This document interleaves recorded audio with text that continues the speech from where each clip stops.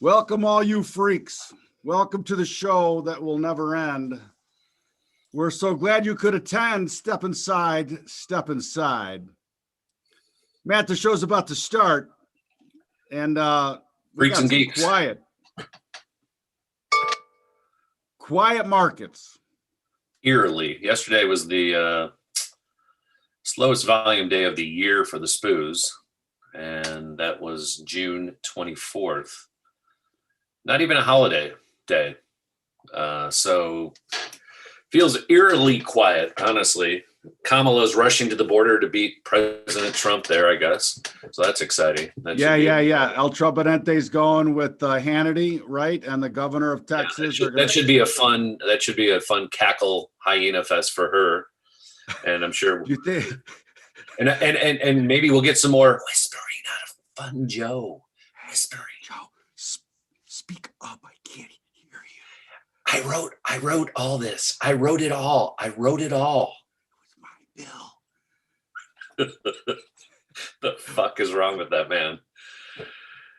Wow. I just got to wonder, the people that thought Trump was crazy, what do they think about Biden now? Like, I don't know, but my friend Jimmy Urio pointed this one out. Jimmy the Vowels, I worked with them with Chase Futures back in another century. Anyway, front runner for winning the internet. This was yesterday. Will, at no left turns. Thank you, Will. 9 out of 4 Biden voters regret their decision. Nothing more perfect to encapsulate so many feelings out there. It's incredible. 9 out of 4. And sticking with incredible. I love this in so many ways, right? I loved it in so many ways. First of all, young Zach here saying, as the youngest anchor at Yahoo, I haven't been in anchor chair as long, but I learned it's generally considered a bold move to call a guest a little bitch. It was a perfect interaction between two guys, and nobody's feelings were hurt. No, he laughed. Actually, it was great. He started laughing. He was called out. He was called a little bitch. He didn't get all offended and call the ACLU as his feelings were hurt. He's a big boy. And we talk nuance all the time, Matt, right? And I didn't watch the thing. I didn't watch the whole thing. I'm just assuming. Let me assume here, and let's talk about my assumptions. Whether they're right or wrong, who gives a shit?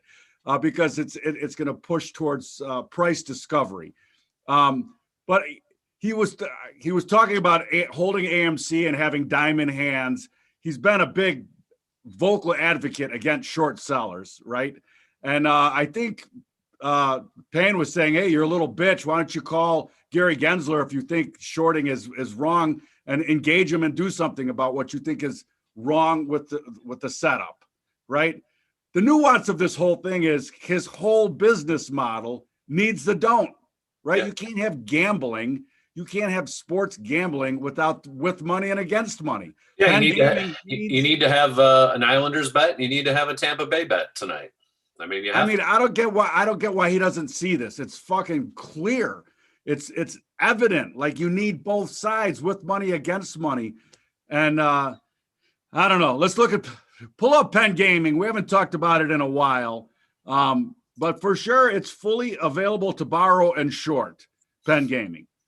It's part of the legalese in the whole trading / investing / gambling situation that we get to trade. And it's had like the rest of the market, every asset class was up this week. And it came off the bottom there, the double bottom at 73, traded up almost to, your point of control there at 80, got to 79 and change, and proceeded to roll back over. It's kind of like what's happening with Bitcoin, but before we do that, we'll talk about Bitcoin later in the market, how it banged right off 35.5. If you were watching Market Vitals earlier in the week, we said, where would I sell it? Well, 35.5, it got right to 35.480. And that's why you don't place your numbers on even numbers, but and then it came back. The thing that I find interesting is during all this is why the heck is Virgin Galactic going bananas again? Nobody's going. I agree. Nobody's going. This thing's up $13 today after bottoming just about a month ago at 14. So a four bagger here on Virgin Galactic sold. Looking at the old chart. I mean, look at this thing. It's gone parabolic again. It's rocket time is what it is. It's rocket time in the space world. And we have a runaway here. I haven't even looked for what the news is. $9.8 billion market cap, making zero money, zero product. They don't do anything except talk about going to space. It's exciting. And I guess this is all on the back of, I would imagine this is all on the back of Jeff Bezos and a few of his buddies taking his big penis rocket up into the atmosphere next week, I think is when he goes. And have you seen, by the way, what, there's a whole group of people that are vying for him not to be allowed back into the back into the Earth's atmosphere after he leaves it. Like there's a whole group of people that don't want Bezos to come back. Once he gains orbit, forget about deny it. him entry. Deny him. Like, how's that going to happen? You're gonna. Well, we got Space Force now, so there's somebody up there, in a hot air weather balloon, Missile Command, monitoring entering and outering of the atmosphere. But I find that to be an interesting story, and also Nike, because we got to talk about it. Earnings runaway here, and. It's interesting about Nike is diamond hands for sure, but all the small hands that help make those tennis shoes that you're wearing, right? The small hands are integral to the production. Right. Of and those same people that like Nikes probably are climate control freaks too. So those same people, they buy Nikes, they drink aluminum beer, and then they squawk about the climate. All the same group. But anyways, Nike runaway. We'll see how this closes. The old high was 148 back here just in December. Great earnings, apparently. Again, I have not gone through them. 0.83% dividend, so not really giving you much to hold the stock. And through the roof, but we'll see how it closes. As a matter of fact, it's already sold off pretty much from the high. Got up to 154, down to 151, but I'm not involved. But it looks solid to me, Bob. If this is a good time to sell it if you've been holding Nike. Believe me, man, there will at some point be a slowdown in retail sales. Maybe next quarter, I don't know. But but again, how much in the 80 billion repo every day the Fed is printing? So I don't get this whole game right now. It's awfully weird. All right, let me just share the PENN Gaming don't bet stock from a standard deviation modeling. If I could share, Matt, let me share. Please let me share. By the way, while Matt's letting me share, we're on a little Top Step Trader bling. One of our affiliates, Top Step Trader. If you are new to the game of trading and want to risk less money and none of your own, it's a great place to go and join one of their combines and fine tune your trading game and then get funded. I mean, that's their whole deal. You prove that you can trade, you get funded. Yeah, it's a good program, and it's probably, in my opinion, the only one that really offers something like that. You can earn their money. Back to trading, yeah. And we will supply the link in all of the social media places of contact. Anyway, PENN Gaming, PENN National Gaming, a with bet and against bet needed for their business model to work, right? Punters, you want to level out the bet, right, and just take the juice. That's what you really want to do. You want to have the exact amount of with money and against money in a perfect model, right? Yes. And then you just take the juice all day long. Miami has the oranges. PENN Gaming gets the juice. To steal a 70s sports quote. But again, this thing unable so far, and it needs to do some work here. It spent just this 1 week, 2 weeks ago, out of lower momentum on the weekly, but last week it schmeezed right back down to the lows. This week it got above it again, and that level is 87.4. No, couldn't be 77.62 momentum level on the weekly. PENN Gaming definitely on the weekly. and it doesn't look like it's, unless it does a miraculous run today at some point. Closing very weak again, Matt. And again, we talked about it on the profile. Now, weekly, it looks like that lower collar wants to kick back down, and that means deteriorating potentiality on the standard deviation modeling. And this level down here just screams to me, these lows, 51 and $52. It looks like a magnet to me that's where it wants to go. I mean, and so think about it, $75 down to $52. That's quite a haircut. And believe me, there are short sellers that will be participating. The don't bet will be participating, Davey boy. And guess what? Sometimes the don't bet has got diamond hands too. The diamond sold. They can be diamond also. So I don't know. I just want to come back to this for a second.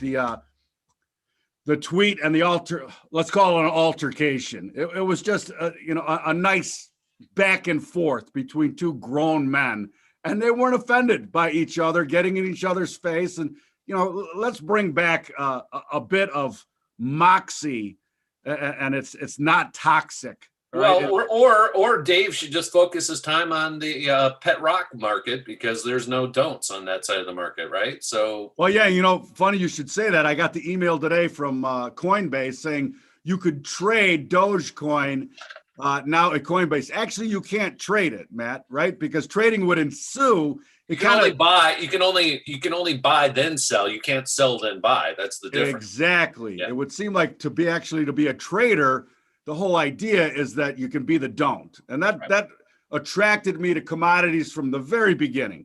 Like, wait a second, I don't actually have to own it and I can sell it. That sounds like a good idea to me. I don't know. Yeah. Just wanted to bring it up.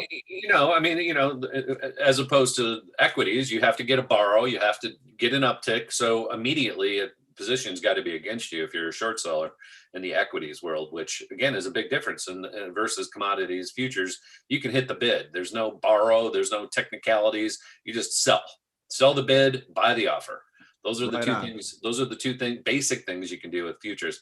And again, another great reason if you want to trade and learn to trade up and down the river, Top Step Trader, which again, you'll find the link in our. Right on. All right. I just want to say one last thing. Both of these guys are little bitches, and you could take that to the bank. Anyway, well, I love them both. All right, Matt, let's go to the continuing shit show of COVID and this one, and we're going to talk music. You're going to bring up another highly contested music situation this morning from a podcast yesterday that we follow. But anyway, Springsteen on Broadway, and now you're going to have to prove that you have the vaccine, right? With one of your either Moderna, Pfizer, or J&J. But if you're from Europe and got the AstraZeneca jab, you don't get to come in to the Broadway show. Sorry. It's interesting. I saw Belgium has already arrested 500 people for fake vaccination cards. So, like, this is getting crazy. So, what if I Bob, you have you come in with your fake vax cards, which are just all bullshit paper right now, anyways, that anybody can make up. And you go in there, like, how's a guy, like, who's the authority on what's real and what's fake? Right? Like, do you have to give your fingerprint when you tell them this is me? I mean, it's no, Matt. And will it be concerning at all if they can say, listen, we can actually draw your blood and see the spike protein, and we know that you've been vaccinated or not? Right. Wow, that's a weird concept. Wait a second. I don't know. I just, it just seems like a shit show to me. There's no authority in this either, to your point. I mean, like, the whole point is it's just futile. Like, this is just noise. And it just feels to me like they're allowing, like, the summer of freedom to happen before the next flu season comes around. And then Delta variant D through double M is going to come and scare everybody again. Like, I'm over it, because I don't believe most of the numbers already. I don't. What the flu was non-existent last year, yet the same number, died from, COVID. So what Let was me it? ask you a question, and let's bring up the Moderna stock because we haven't talked about it this week. Maybe we talked about it on Monday, Yeah, but we talked about it. you know, it seems to me from the other stuff that we're seeing too that not only is the booster jab on the that's part of the future, right? But it seems to me now it's going to be a needed part of the future if you got the first two jabs. Yeah. Well, that's the whole game. Like, we need to reprogram it and put something new into your body. Good luck with that. I mean, do you think people want to get shots, every 3 months, boosters? I mean, But it's a why? damn good business model. You That's a can't. great business model, but I don't want to participate in it. So it's effed. Anyways, Moderna, sitting at all-time highs. We talked about it early in the week. It's just back. It fell down, it went down, and now it's back up. So again, really frothy. Went down 224 to lower. Now it's making another new high here, but not quite to the all-time high that we saw just early in June, which was 227. Getting close, so maybe it's a double top. I don't know. Not involved, no position, don't care. $90 billion market cap today. Again, pretty unbelievable when this thing, a year ago, nobody had ever heard of the company. Yeah, you know what? I mean, except for Bill Gates. We say it all the time. Follow the money, and the money will tell you the story. Matt, came across this article in the American Institute of Economic Research by F.A. Hayek out of World War II, writing about things in the economy. And I just want to point out a couple of things that he says in it, because me and you argue all the time about the longevity of cryptos. And there's a great article here by Eric Voorhees, the crypto guy. He started this company called Shapeshift. It's actually a decentralized exchange where you can swap coins with other people. Very early DeFi, decentralized finance in the crypto space, definitely. But I just wanted to read one line that he brings up in this thing about Hayek's insights. And he says, Hayek argues passionately that to the extent society veers toward central planning and away from competition, it necessarily must curtail and constrain liberty and flourishing. And I don't know if I've read a line recently that more, encapsulates the difference between a Biden administration and a Trump administration. And by the way, a Trump administration different than the previous Republican administrations that preceded him. And the article goes to point that the only thing in our free society that truly isn't free and is the money. The money system is completely monopolized by the central bank. And that's one big, that's why Bitcoin was first envisioned. Anyway, right. It's a great article. I highly recommend it. Well, very thought-provoking. And it is, and that's a great book for anybody, again, who is a student of history. You should read books that were written before your parents were born even. And this one, my parents were born right around this time, 1944. And it was dealing with really the same questions, communism versus capitalism. Because back in that time, during World War II, you had people like Eleanor Roosevelt and FDR, which were staunch socialists. And that's really where socialism began in this country. And that's why I always say, the 70-year reign of socialism started with FDR, fed into the war.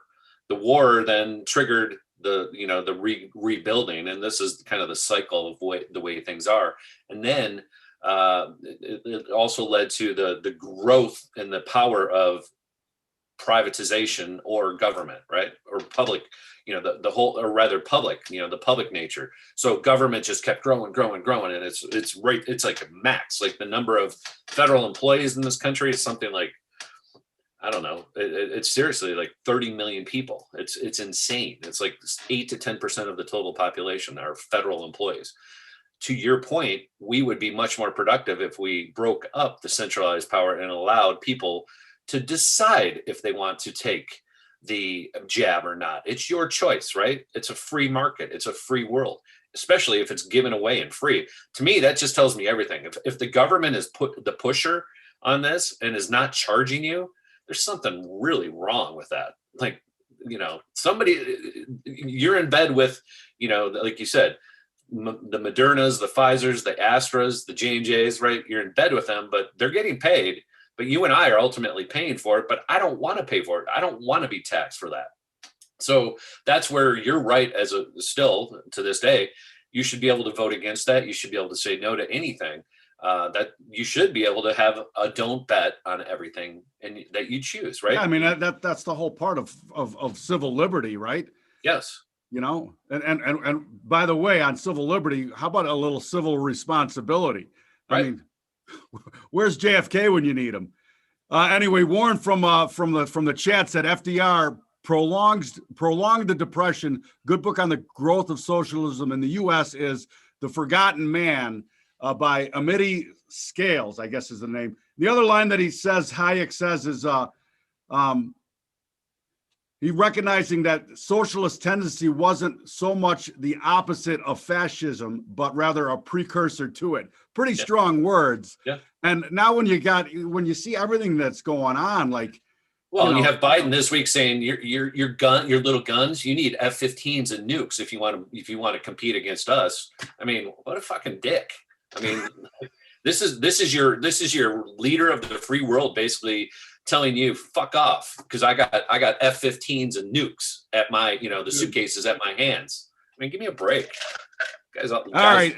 It's on the reading list, The Road to Serfdom, along with other ones. We need to bring those back out around trading. I know you're a big advocate of the inner game of tennis, Matt, and we've been playing a lot of tennis, you and I. And the inner game of tennis, I got to tell you, actually playing tennis has actually helped my trading. I'm not kidding you either, because in what regard? How?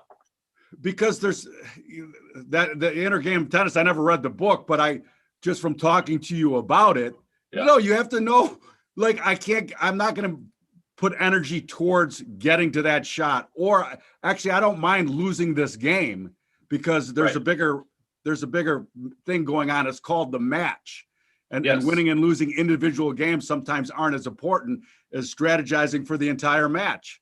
And sometimes that's what trading is. Like you take a stab, you're trying to get short, and you stop out. You're trying to get long, you stop out.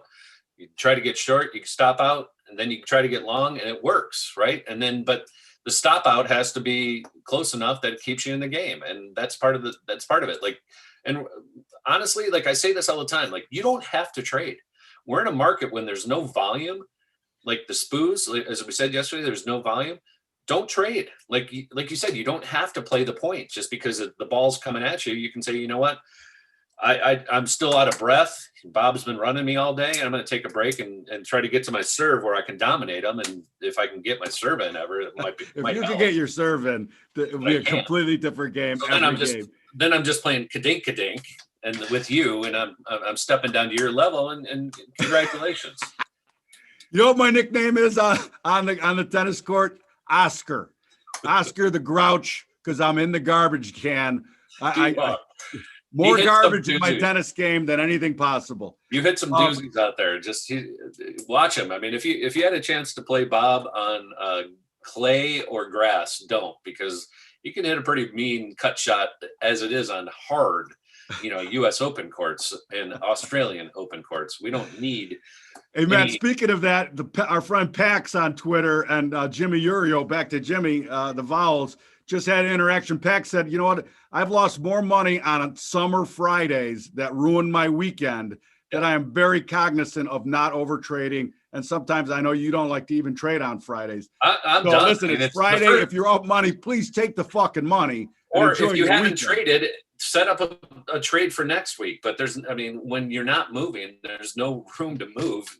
I mean, why poison yourself and staring at the same price all day? You'll drive yourself shit crazy.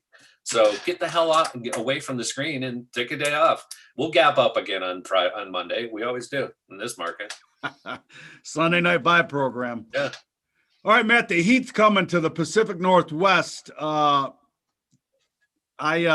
I fully intend to submerge myself in frigid mountain lake waters. Montreal with the big Oh, win. you know what? We didn't even talk about it. Hold on a second. Let me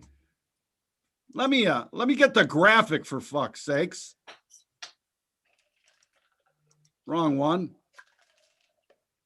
I don't know where it went. Step into my office, Heffernan, because you're fired. I must have got rid of it. Holy shit.